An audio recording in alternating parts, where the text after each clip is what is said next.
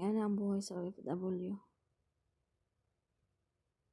Bisan wala na kay kaon, unahon ang trabaho. Kaya napay bata nagulat. Ako isa ka OFW, 10 years na diri sa Kuwait. Pero tanawa, grabe. Grabing plansya ko.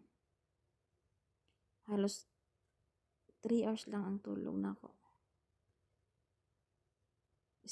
Straight 10 years, grabe. Suko na jud akong lawas. Grabe.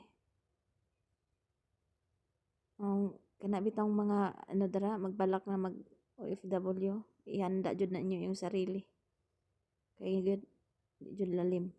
Bisan nagkasakit ka, trabaho. Wala kay masumbungan. Imong pamilya mo tawag lang og nay kailangan. Dili gani mga musta sa imo kung nakakaon o kamusta na ka diha. Ana, wala. Nakita nga nagsakit ka, wala lang sila, murag wala. Pero mas ikaw pang napalaka sa ila kung sila ang magkasakit. Oh. Pero ikaw ra isa diri sa ibang bansa, wala din man lang sa ila. Maong dati naka-decide ko nga kuan magpakamatay na unta ba, pero napunggan na ako kung sarili tungod sa stress. Tungod bitaw nang magsakit ka niya, labi nang magkurog-kurog ka. Kay puro na lang dali diri kanimo ni buhata.